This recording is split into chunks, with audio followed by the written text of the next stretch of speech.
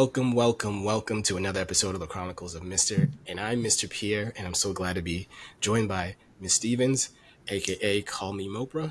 Thank you for being on the podcast. Thank you so much for having me. I'm excited. This is my first podcast experience as a non-listener, as a Awesome, awesome, participant. So, awesome. I'm glad to be the first. I'm hoping this will be a enjoyable one, and I'm hoping that this also won't be the last time that you're on the podcast. thank you. To begin with, can we start by how did you get into education? Yeah, so teaching is actually a second career for me. When I first graduated with my bachelor's in broadcasting, actually, I worked as an overnight logistics supervisor for a big retail store because they had the position, it was well paying. I didn't really know what I wanted to do, so I went with it. But after about a year, I realized that business is not for me. So I went back to my high school job at a coffee shop, but the hours weren't consistent. And my mom actually was teaching in the district that I had attended, K 12 at the time. And she said, the way things are going, if you want to substitute, I can guarantee you will work Monday through Friday. It'll be consistent. So I started substituting in October of 2015, and then it was January of 2016 that I started a master's and initial licensure program in special education. So it was subbing in a DCD, developmental cognitive disability classroom, where it felt like the skies kind of parted and a light bulb went off and was like, here's your calling on a platter. And that's what led me to where I am now. So Awesome, awesome. And how many years? You said 2015 was that the start of it, so this would that was make. when I started grad school, but I have been teaching full time since fall 2020. So I I started student teaching fall 2019, and they offered me a position at my same school, but it was only about 3 months, and then the pandemic hit. So I don't. It was experience, but I really consider starting my teaching career to be fall 2020. Got it, got it. And what has kept you in this work? Because I'm sure you have seen it, seeing it being someone that came into the field around that time. What's kept you in this work? To be honest, at this stage in my life, I'm 31, and like I said, this is a second career for me. On one hand, I don't want to try to learn a new trade. I and something that a coworker of mine says often is stay where they know your name and you know the problems.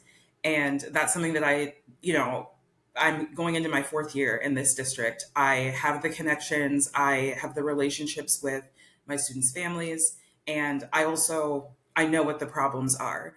And so I would rather, stick with this and work through problems that I'm familiar with than leave and try something new. However, I am team mass exodus. Anyone who said, "Look, I cannot work in public education in a pandemic," I was applauding them. I was like, whatever you need, I'm cheering you on. More power to those people who had the capacity to leave this career and start something new. But I just know myself, and I think I finally kind of feel like I know what I'm doing as a teacher.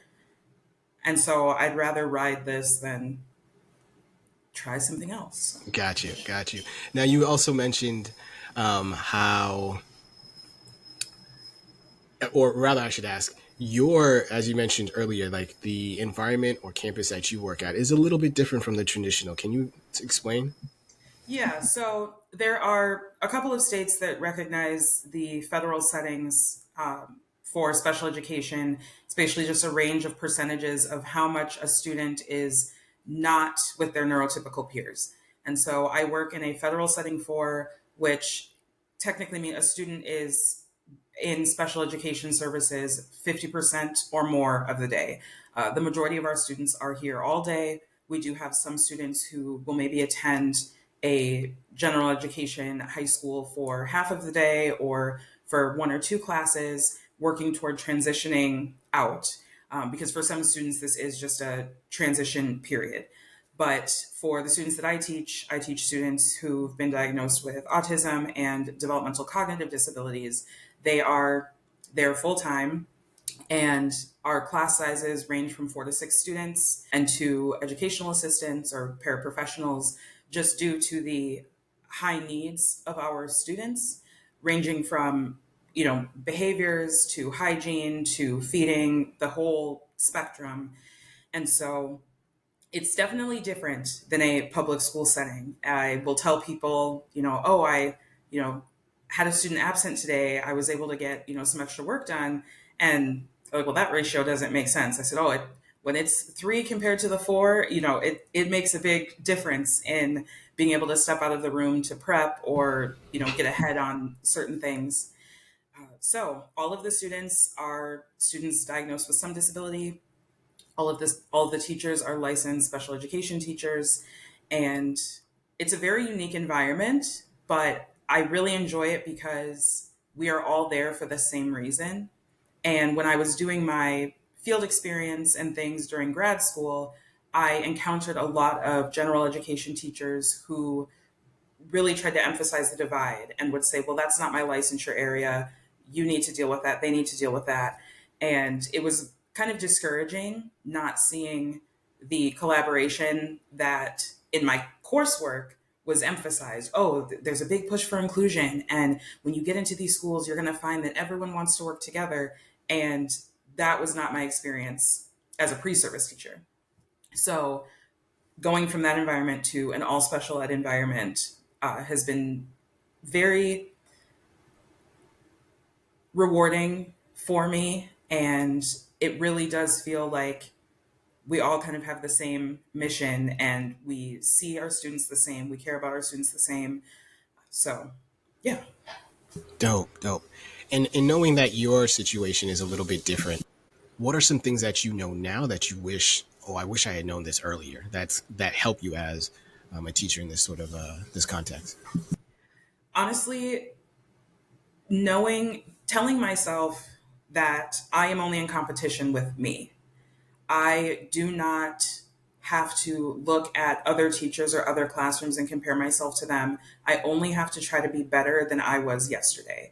And Nice, as nice. somebody who has agoraphobia, which is a social anxiety disorder, I tend to compare myself to others a lot and maybe overdo it because I want to prevent anyone from having the opportunity to tell me that I'm wrong or give me correction or compare me to someone else. I do things in my classroom and I think, okay, when admin come in for an observation, are they going to say, well, this isn't like this teacher? Or, if someone comes in to get supplies, are they going to judge me for having XYZ?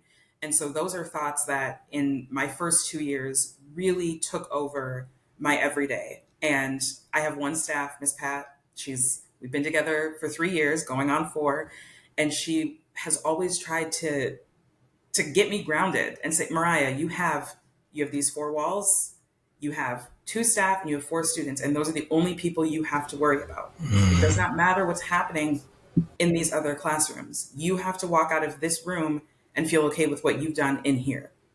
And so this past school year, I've really worked on being in competition with me, being better than yesterday's Moriah, and not being so worried about trying to measure up to other veteran teachers or even teachers who maybe we started at the same time and it could feel like they're progressing more quickly than I am or better understanding due process or things of that nature. I I have my 4 walls and my 6 people, and that's where I focus. That is something a lot of teachers, I'll just speak for myself, something that I had to deal with as well.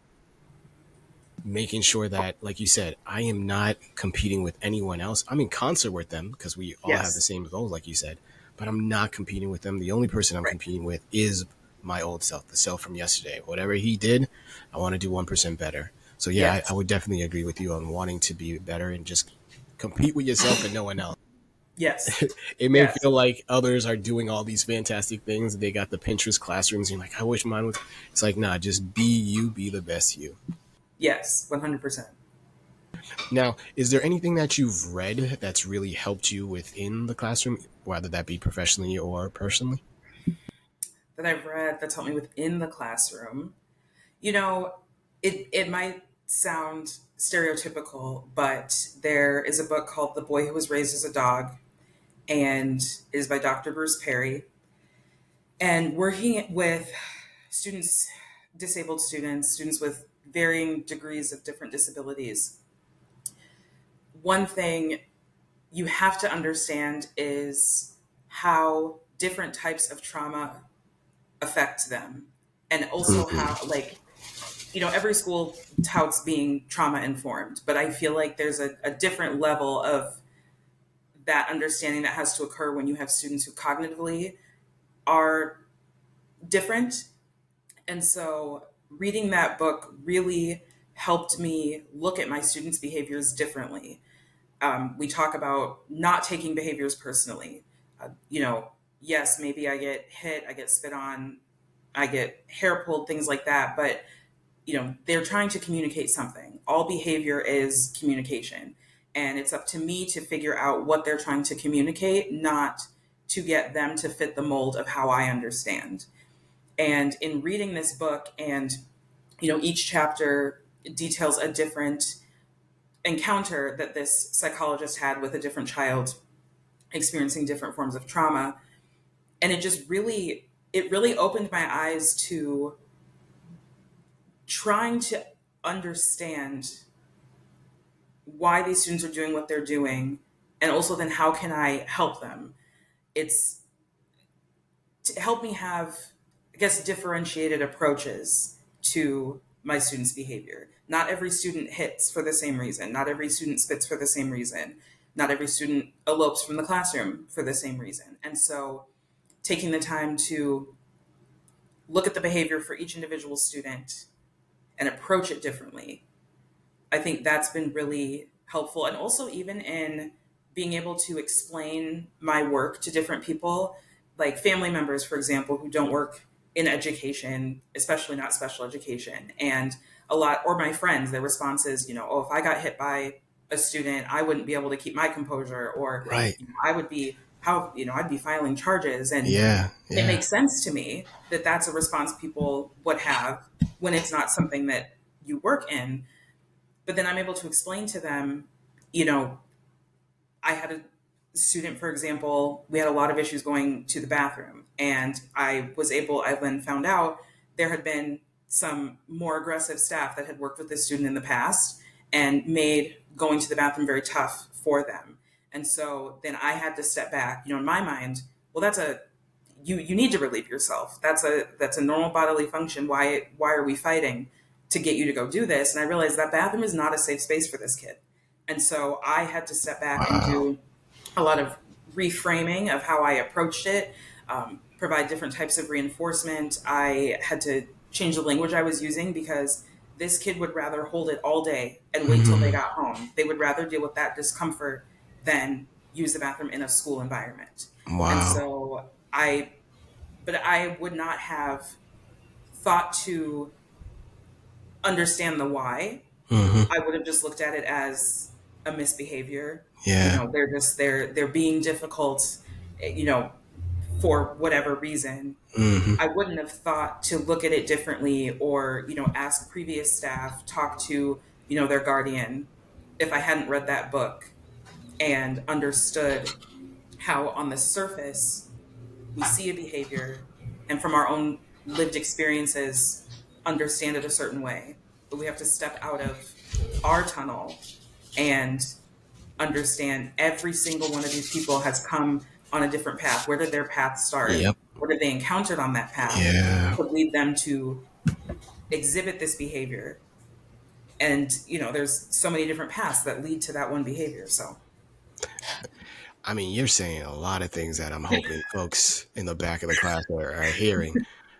Because you just mentioned, like, oh, maybe there are friends and family that don't understand or don't work in the school setting context, or are going to hear spit, spat, hit, whatever.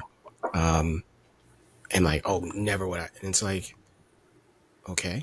understand the context, understand the kiddo as to why they are doing whatever they're doing. And that statement there of um, all behaviors are is just communication. There's a need that's not being met, or there's something that has happened that's causing this kiddo to do Hmm. whatever it is that they're doing. And if we don't take the time to one subtract ourselves, don't take it personally, like you said, subtract yourself Yes. from like it's not me that this kiddo is doing whatever they're doing.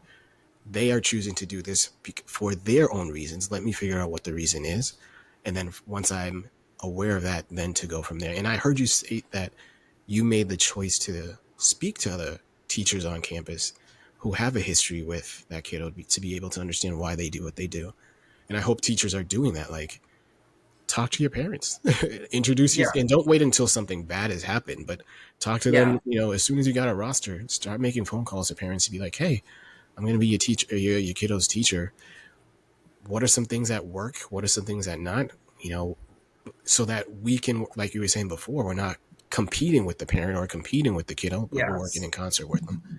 And Yeah, I'm that's not, dope. I don't want anything that I say to come off like I have all the answers, especially I've taught for 3 years. That's, I mean, that is time that is honored with experience, but it's also only been 3 years. And it was not I walked in on the first day and I was immediately collaborating with my families and trying to understand. I have had to humble myself in asking for help and for seeking understanding and going to the case managers that my students have had previously and saying, hey, I've observed this behavior. Do you have a history with it? I didn't see it in their previous documentation. And for me, I think especially being the only Black licensed staff in my program, I do feel a little bit of pressure in how I perform and how I show up, because I don't want to give anyone fuel to say, well, this is why we don't hire teachers that look like her, because look at XYZ. Um, and so Oh, always having a need to always be right, mm-hmm. and not in a combative way, but in a way of it's clear that I know what I'm doing, Yeah. demonstrating a higher level of competence. And so for me, what that looked like was never needing to ask for help, never needing to Mm, tell people, hey, I don't know how to approach this behavior. It's no, I have all the strategies. I'm going to run through my own list. That was how I approach things at the beginning, and I still do. We have a behavior specialist. His name's Alex. He regularly will pull me aside and remind me, you don't have to have every answer. There's a reason that we have social workers and psychologists and counselors and the behavior specialists and our assistant principals, occupational therapists, speech pathologists. He said he always, probably once every other week, has to pull me aside and remind me. And he'll be like, Moriah, I'm like, I know you're going to remind me that I don't have to have every answer, but it's so hard. I don't want people to think I'm dumb. And yeah. so, that is a reminder that I still need regularly, probably will continue to need, that you, you can relent. You can say, hey, I don't have this answer. Yeah. I don't have the skill set. I don't have, so what tool can you give me? And it's, it can sometimes feel emasculating, and I go home and I think, oh, everyone just thinks I don't know how to do my job, and I'm going to come in tomorrow to a meeting with admin where they say we need to demote you because you don't know how to be a teacher. I do that whole spiral. Yep. It's never Yep. happened. It has never happened. Anytime that I have consulted another person on how to approach a situation with one of my own students, nothing bad has ever happened. Um, but again, it's a narrative that I think probably has to do just with my own general anxiety, but again, also being kind of the only in my program and feeling like Yeah. people expect me to kind of speak for all licensed Black teachers, or that I Hmm. represent every licensed Black teacher. And I would hate for someone else to come into my school, come in my program, and if I had up until this point given off a negative impression, to have people then look at this teacher and say, okay, we already know how we're Yeah. going to, because of what we've seen Moriah do. Yep. And that's a pressure I put on myself. No one has ever spoken to me or told me anything along those lines. Mm-hmm. But, growing up, I was told you have to work twice as hard to be considered half as good. Half as good. I think a Yep. lot of us were told that. And that is, I'm working to unlearn that. Mm-hmm. I'm working very hard to, and it goes back to being in competition with me, myself, and I. Yeah. I I show up how I show up, and I can admit that I don't know. I also, one thing that I really started doing last year was switching out. So our classrooms are all self-contained, so we're with the same students all day. We go with them if they go to art, if they go to music, things like Mm-hmm. that. But all the core content, all of the lunch, things like that, we're with them in the same classroom with the same staff. Got it. And there are times where I do take my students' behaviors personally, Hmm. and I do get frustrated, and I feel myself matching their energy. And something that I've had to do related to humbling myself to ask for help, I have had to ask to switch out. Hmm. And I will go into we use Google Chat during the day, and I'll say, is there anyone who can switch out with me for 15 minutes? Yeah.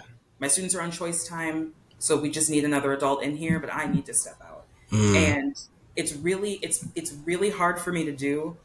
And there are times where my staff will have to tell me, Moriah, go take a walk. Moriah, I can see it. You go take a breather. And I've gotten better at recognizing it myself and being able to get ahead of it. But I can't match my students' energy. That does not help anyone. And I am human. So if you walk up to me, ask me for something, I say, no, not right now, or I tell you to wait, and you spit on my face, it is hard not to take that personally when you look at the trajectory of events, right? Yep. And so, there are times where I've jumped up and, what are you doing? Or how could you do that to me? And it's the visceral reaction. Mm-hmm. And that's when I get into those, I guess really those really human moments where I end up kind of stepping out of myself is what Miss Pat calls it. Yeah. When you step out of what your professional role is and you Mm-hmm. revert to just being, a regular person who's not an educator. Right. Right. Whenever I step out of myself, I have to, okay, if I can't snap myself back then I need to step out. And that is something that I've really had to tell myself is okay. Other staff don't do that, but I can't be worried about how other staff handle the stresses in their room. I have to know that what I'm doing, I have to know that I'm doing what's going to keep my students safe, me safe, my other staff safe.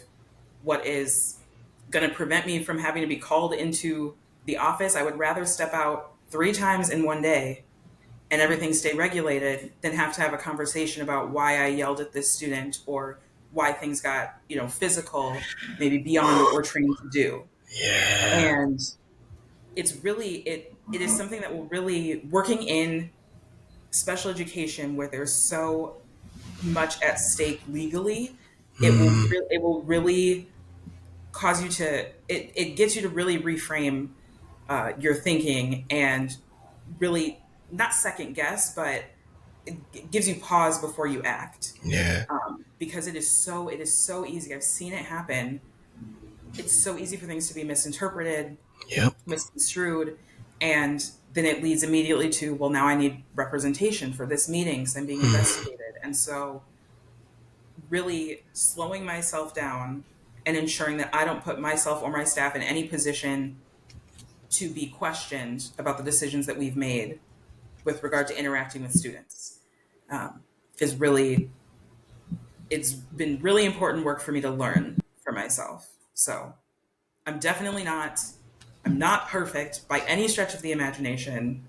Get out of I here. do not have all the answers. I What? am, so I just wanted to, it was a very long roundabout way to say that point, but I just wanted to make it clear that I'm not the end all be all authority of special education. I have so much that I'm still learning and will continue to learn. I want to take a moment and sort of give you your flowers because you have gotten to a place in your 3 years of teaching that I know just personally. it took me a very long time. It took me more than 3 years to get to there. Of one saying, like, there were a couple things where I was just like, oh, I get it. I get it. Being a black male teacher, in and of itself, I'm the only one on my campus. So that feeling that you spoke about of like, yo, I'm the only one. I don't want to mess this up for the next person, or if there's another one who comes on campus, to for them, whoever them being the proverbial other folks on campus, to be like, Right. Mr. Pierre, he did that. So like the next guy, he's just like him, et cetera, et cetera. And then you Yes. spoke about taking those moments to pause and recognize there's the professional Mr. Pierre, and then there's the personal Wooly of like, oh, this kiddo doesn't know Wooly. This kiddo just knows Yes. Mr. Pierre. So if they are their behavior is lashing out of like calling me out my name, I'm like, I have to take a moment to pause and be like, oh, Mm-hmm. I'm the adult. I'm the person who they're able to Yes. project this to, but it's not me Yes. personally. They don't know me. They don't know, what my favorite meal is. They don't know like how I like to sleep. If I sleep on my Mm-hmm. stomach or sleep on my back. So Yes. they don't Exactly. know any of that. Therefore, Yep. it's not personal. It's professional. And consequently, I have to remember, all right, react professionally.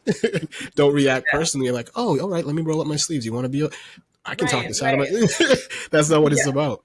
And so for you to recognize that in year three or at the end of year three is phenomenal. So anyone else who's listening, just know that if you're like, I'm not perfect and I feel like I have to be perfect, that is something that we are projecting onto ourselves that we definitely don't need to hold on to. And then I Yes. think you also had stated, like, and you said it earlier, and I agree 100%. Again, it's progress over perfection. You're Yes. not perfect. Whatever we did yesterday, I'm just in competition with my yesterday self, and I'm just keeping track of like he did this. I want to do this a little bit better. So if he reacted this way, even if he didn't I didn't verbalize it Right. physically, mentally, all of that. I was feeling it and wanted to, but now I get like, look, my mentals shouldn't be all right, tit for tat for a kiddo. It should be, why is this kiddo doing this? All right, what did I Yes. miss? What part of this equation as a math teacher am I not, what information or data do I not have for this to make sense? So for you to get that, I want to give you your props. Just like you're doing a good job. You're doing a good job. And I also Thank want to you. give a shout out to whoever it is. I think you said it's Miss Pat, Yes. who's taking a moment to mentor you. Like, hey, uh, you need to take 15. You need to take 10. You need to take 5. Center yourself again to be able to jump back in. Shout out to them as well, because we all need that mentor who will see the forest as opposed to the one or two trees. Because we're just like, look, if I were to look at the forest, it's overwhelming. But when we do take that moment to step back, or someone is able to help us take a moment and step back and see, like, hey, this is the big picture. It's just one day out of the whole school year. It's not the end of the world. It may not be great, but you're fantastic. You're going to do better next time. um, Yes. to to to verbalize that is we just need that other voice aside from our own to say it Yes. sometimes. Yeah, And I really, speaking of Miss Pat, so she's a educational assistant in my room, and it being that I have worked as a substitute and as a para in the past, I know how it feels to have licensed staff create a hierarchy in the classroom space. for And sure. so coming in Yep. as a licensed teacher, I have always told myself I'm not going to forget what that was like.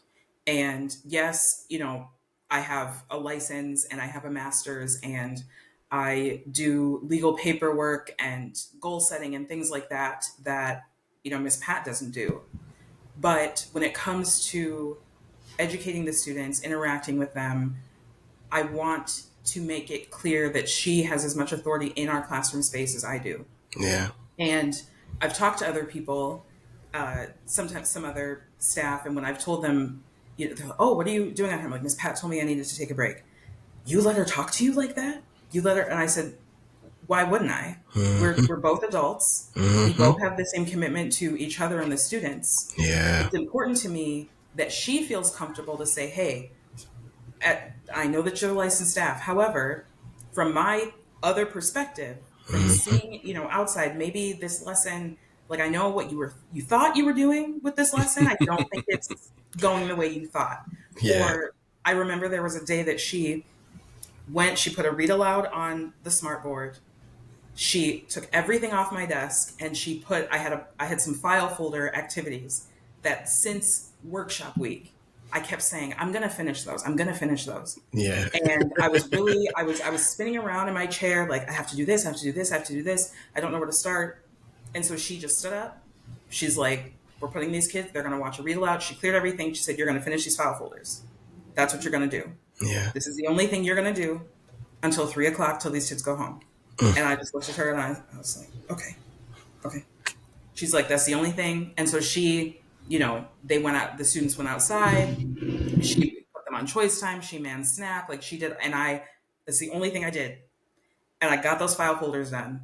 And at the end of the day, I was like, I finished something because that's my MO. I get these ideas and I start them and then something gets in the way and I say, well, I'm going to come back to it. And I have shelves of things I started but haven't finished. And she's always telling me, are you going to get to, are you going to get to it? Yeah, I'm going to get to it eventually. And she really she was like, I'm tired of seeing you with your head spinning, about to come off your head because you've got 50 things you start. I'm going to tell you what you're going to finish. Yeah. And in that moment, I was like, I want to, not in a pompous way, but it really encouraged me knowing that I have created the environment that I wanted when I was a para, that she felt comfortable enough to say, I'm going to take over right now because that's the only way anything is going to get done. When you're stressed, the students can feel that, even if your language says otherwise. We all feel energy. You're up here. The kids are going to get up here, and no one's going to know why. And it's because you're stressed out and you're anxious. Completing a task, checking something off will bring that down. I'm Yeah. recognizing that for you, and I'm going to help you get to that point. And so that is, that is one thing that's so important to me. And when I talk to, when I see tweets or TikToks where people are saying, I'm a new special ed teacher, what is something that I need to know? It's, you need to create an environment where where any of your staff feel as though they also have authority in the classroom. Yeah. Do not establish a hierarchy. Yep. Obviously, there is a difference between our roles. We know Hmm. that. But, my students, if Miss Pat or Mr. Shelton, if they tell them to do something and the student looks at me, you heard Miss Pat. Or I'll come in and I'll say, from my lunch break, for example, and okay, well, this student is taking a break for X amount of time, or, we set the timer, they can't have XYZ thing until this is, and they'll come up to me, can I have the iPad? I said, well, what did I heard that Miss Pat told you had to wait 15 minutes. Yeah. So, and they're looking back and forth, doing that triangulating where they're going between all the staff, trying to, Hmm. no, this was what was established. This adult provided you a direction and instruction. Nothing that we ask you to do is going to hurt you. Anything we do is to keep you safe and to Right. educate you and to give you the tools to succeed as independently as possible when you leave our charge. Yeah. And so any of these adults, whatever they tell you to do is what is going to be done. And they don't have to check in with me. I trust their Hmm. judgment. I give them that autonomy. They know how I feel about things. They know how the expectations I hold for the students. And so I trust them to make those decisions. And I Yeah. think that's so important in establishing a successful classroom culture. And there are problems I will hear other people have in their rooms, and I do have to sit back and think, well, we don't have that issue. As hard as this job is, you Yeah. don't need anything that's going to make it harder, especially with the adults you have to be with for 6 hours a day. Hmm. So yeah. No, I mean, again, for someone who has 3 years underneath their belt, you are saying a lot of things that I hope, and I know for sure veteran teachers are like, that's facts. Anyone who's worked with a co-teacher, like, that's fact. Whether you've been the para, the teacher's aide, the whatever, um, other teacher in the classroom, and if it's not necessarily like your name on the door or it's like this is so and so's classroom, Yeah. you're saying the things that I hope more teachers are listening to or hearing. And if you are that para, that special ed, if you are that other teacher, I hope Mhm. the gen ed or the lead teacher is creating that atmosphere, like, yeah, we're a team. Yeah, Yes.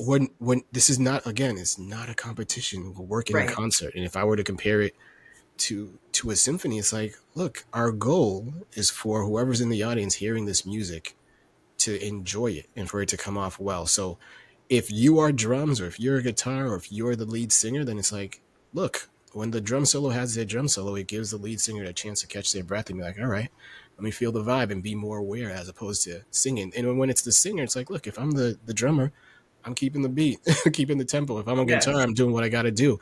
Again, it's not a competition. You're working in Right. concert. However, if you've been places where it's like, it's not that, everyone wants to be David Ruffin, then it's like, then it's like, all right, you're not gonna last as a team and do No. well. But if you can find, if you can not allow yourself to be tempted to create that hierarchy, then yeah, great things can come from it. And ultimately, our Yes. kiddos are the ones who benefit from it. That's, Exactly. as an educator, that's what we want. Awesome. Yes. If I were to ask you, are there any books that you've read professionally that have helped you professionally or personally? Um, I know we spoke earlier about The Boy Who Was Raised as a Dog. Yeah. That professionally has helped me a lot. But I also think taking, for me to be able to take time outside of the professional education world and be able to kind of park some of that experience, leave school at school, Yeah. Leave work at and be work. able Yep. to give myself something else to think about, to focus on. And I recently read Clara and the Sun. It is a dystopian science fiction novel by Nice. Kazuo Ishiguro. It is not anything I would have ever. I grew up reading realistic fiction. It was the girl that falls in love with the boy, and then the dad gets in the way. It's all like very cheesy, typical. That was the kind of stuff I read, Yeah. and someone recommended this to me, and I hesitated Mhm. significantly because dystopian and science fiction, but it really took me into a completely different world. Wow. And the way that he writes, you can see what he's writing. It is Hmm. it is so vivid. And Wow. I found myself being able to check out of, being worried about what's happening with this student over the weekend, or, oh, I wish I had done that lesson differently. So now I have to do 2 days worth of work to make up for what was lost here. I do that on my drive home, when I get home, while I'm cleaning. I'm always spinning, thinking about what I could have done differently, what I need to do differently. And in reading that book, I realized I didn't think about any of that. I Hmm. was not worried about my students outside of school hours. I wasn't worried about a mess I left in my classroom. I was in this other world, and it really was so nice to be able to pull out of this and be in this. So Kazuo Ishiguro is now one of my favorite authors, and I've been reading more of his work. And it's so cool to Nice. kind of transport myself into another world. So, Absolutely. If you are able to fill your personal cup, it just makes your professional cup have that much more to be able to give from. If you're yes, not filling that personal cup, then that's when you get tapped in, when it's like, right. yeah, so that's Yes. dope. Being a lover of music, I gotta ask, if we were to create the Moriah Call Me Oprah playlist and you have at least 5 songs or 5 artists or 5 albums, it could be more, what would make the top 5 of the first 5 The top on your five. playlist? All Yeah, right. So I thought about this. good. I thought about what Yes. has like my summer anthems. What have they been? Yeah. And uh, so, first one, If You Got a Problem by Joy Oladokun. Mm-hmm. Second one is So Special by Citizen Queen. Ooh, good one. New Light by Mega. And actually, really anything by Mega. She's from, I believe it's North London. Okay. Um, and She I does